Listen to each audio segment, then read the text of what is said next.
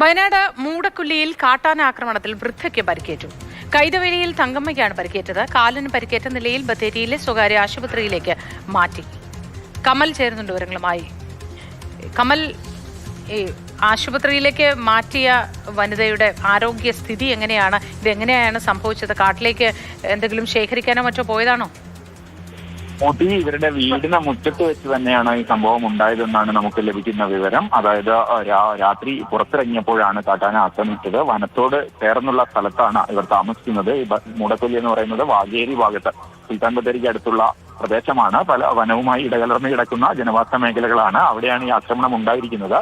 ഇവരെ സുൽത്താൻ ബത്തേരിയിലെ സ്വകാര്യ ആശുപത്രിയിലേക്കാണ് കൊണ്ടുപോയിട്ടുള്ളത്. എന്തായാലും കാലിന് ഗുരുതരമായി പരിക്കേറ്റു, അതുപോലെ നടുവിനും പരിക്കുണ്ട്. ആന തട്ടി എറിഞ്ഞു എന്നുള്ളതാണ് പ്രാഥമികമായി ലഭിക്കുന്ന വിവരം.